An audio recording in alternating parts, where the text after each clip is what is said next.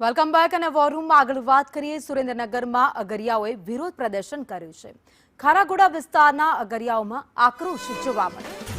5000 acre જમીન ખાનગી કંપનીને આપી દેવાઈ હોવાનો આક્ષેપ કરવામાં આવ્યો। ખાનગી કંપનીને જમીન આપતા ભારે રોષ ફેલાયો।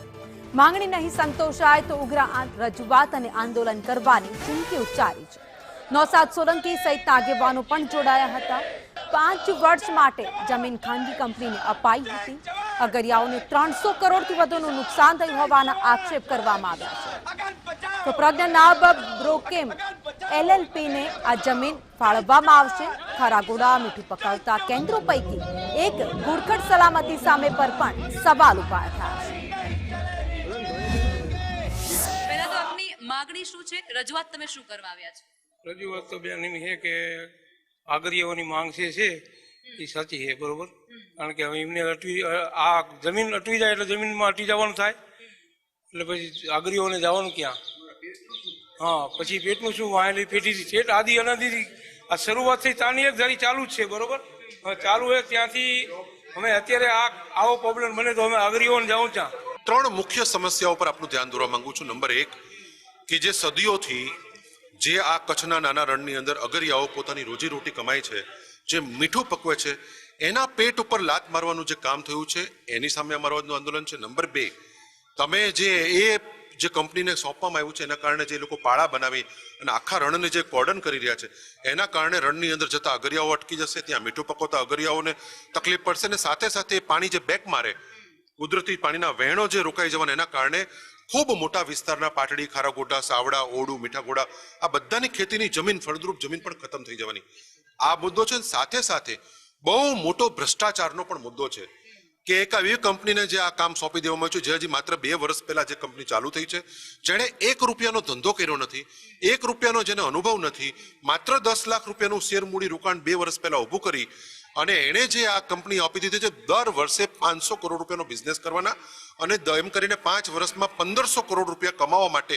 સાવ મામૂલી કોડીના ભાવે આ સમગ્ર જમીન જે આપી દેવામાં આવી છે એની અંદર જે મોટો પ્રશ્ન છે કે આ લોકો વાઇલ્ડ લાઈફ એક્ટનું ઉલ્લંઘન છે। જ્યારે વાત અગરિયાની થતી હોય છે ત્યારે અગરિયાઓ પાસેથી જાણવું પણ એટલું જ જરૂરી બની ચૂક્યું છે, કારણ કે આ જમીન એ વર્ષોથી તેઓ ખેડી રહ્યા છે, પોતાનું ગુજરાન ચલાવી રહ્યા છે, રોજીરોટી મેળવી રહ્યા છે। એમની સમસ્યાઓ શું છે અને એમની સરકાર પાસે શું માંગ છે, સીધી વાત એમની સાથે કરવી છે।